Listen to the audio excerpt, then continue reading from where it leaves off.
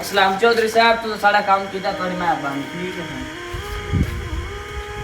चौधरी साहब फसला ने क्या हाल है? ठीक है फसला का बेहतर है कपा ठीक है? शुक्र है ठीक भाई। सलाम अलैकुम चौधरी साहब। वालेकुम सलाम। सही तो आज आया को काम में क्या है काम में दस हुक्म करो। सही मेहरबानी सही मैं अखेंदा था तो मेरा काम करना कोई नहीं नहीं कर सा है तो दस सही तो इंसाफ मिल सकता। जरूर ही इंतजाम है कि सही तेरे भाई बकरी चुराई है प्यार दो तनख्वाह लेते वो मेहरबानी पहले नंबर ते तो चोरी करता नहीं जी जे उस चोरी कीती है ना जी तो ਤੁਹਾਨੂੰ इंसाफ मिल सी ਉਹਨੂੰ ਆਪਾਂ ਬੁਲਾ ਲੈਣੇ ਆ। सही सबूत है मेरे को सही सबूत है मेरे ਆ ਚਲੋ ਤੁਸੀਂ ਭਾਜੋ ਹੁਣ ਸਾਡਾ ਨਜ਼ੀਰ ਨੂੰ ਭਾਜ चौधरी साहब आ गए।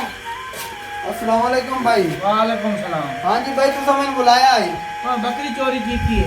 मैं बकरी चोरी की थी। हां कहंदी शरीफ जी मेरी की थी मैं कौन की थी झूठ बोलिया सबूत है पिया मेरे को सबूत है बाबा क्या सबूत है ਤੁਹਾਡੇ ਕੋਲ तेरे के रल्ले तेरे नाल वाला खुद मैंने ਐਵੇਂ ਬੱਗੀ ਦਾੜੀ ਨਾਲ ਝੂਠ ਨਾ ਬੋਲਿਆ ਕੀਤਾ ਕਰੋ। सही गल है सही ਹਾਂ ਇਹ ਝੂਠ ਬੋਲਦਾ ਭਾਈ।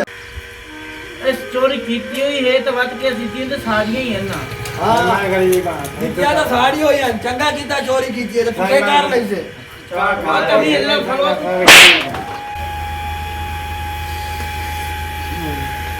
मौलवी साहब ये इंसाफ होना चाहिए वो चोरी करे। चौधरी साहब इंसाफ तो ये है भाई इस्लामी कानून का आंदा है भाई चोरी जो बंदा करे और हाथ काप दिते जाए तो है तो ਤੁਹਾਡਾ बिरा गिरा था आप इंसाफ है तो इंसाफ आप करना था गिरा तो चाहिए। जो गल तो सही है देख लो और से चलो इन्हें भैया मैं ਤੁਹਾਡਾ भाई है दोबारा नहीं करदा। नहीं इंसाफ मिलेगा भाई मैं चाहे अपना भाई क्यों न हो जब इंसाफ की बात आती है तो हमें इंसाफ करना चाहिए ना कि अपने भाई के रिश्तेदारों से हमें छोड़ देना चाहिए। हमें कभी भी इंसाफ को दबाना नहीं चाहिए। अगर हमें इंसाफ के लिए चुना गया है तो हमें हर हाल में इंसाफ ही करना चाहिए।